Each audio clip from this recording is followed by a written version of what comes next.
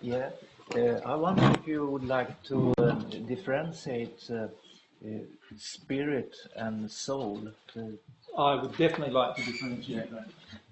For those of you who haven't previously heard, you are one half of one soul. That's your real self. So if it's me, there's my soul. I'm drawing it like that because I'm going to draw the other half of my soul, which is not me, like that. Understand? My half of the soul, because it's dominantly masculine, is connected to two bodies that have been created at the time of conception.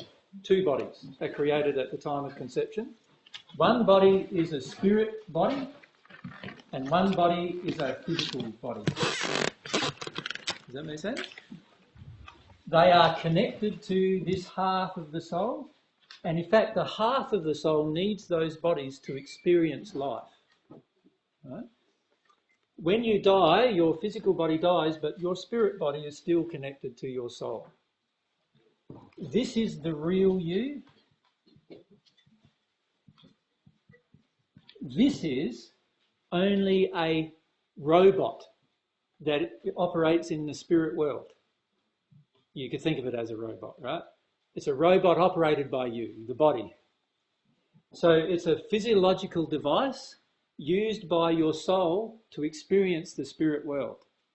The physical body is a physical device used by the soul to experience the physical world.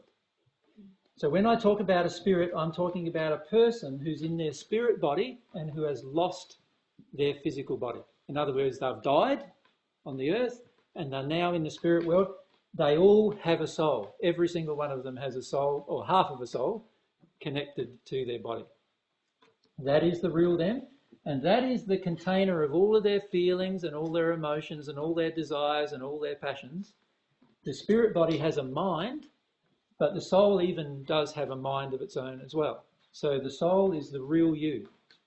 Eventually, these two halves recombine again in the spirit world. So on this side, this is my soulmate, the other half of myself. And my soulmate, if she is on earth, and mine is, has a spirit body and a physical body.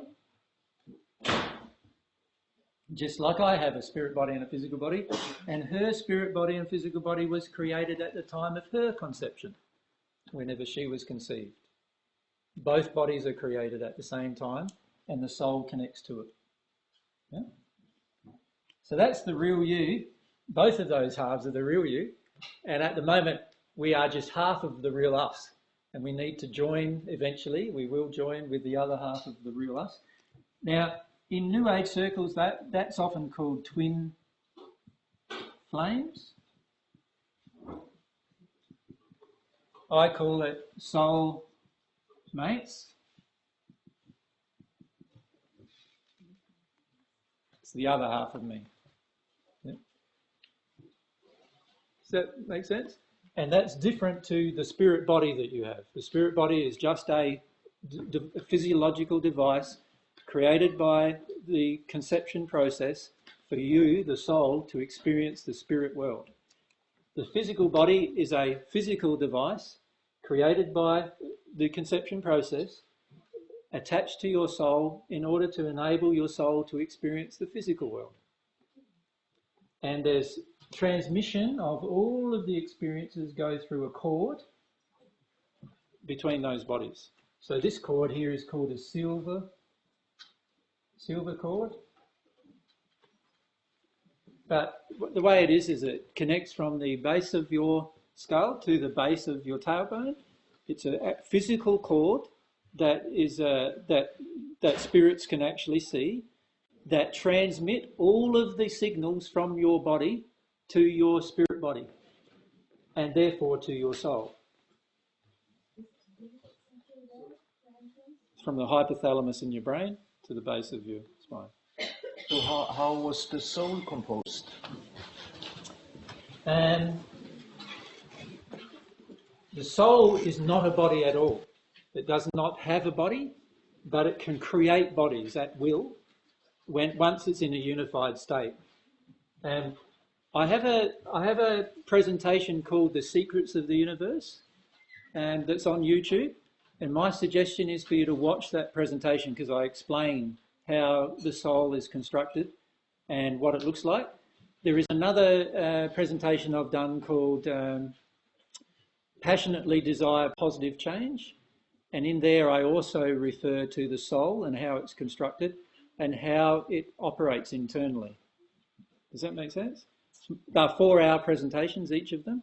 And with the Secrets of the Universe, there's also a question and answer session. So it's actually a 9-hour presentation.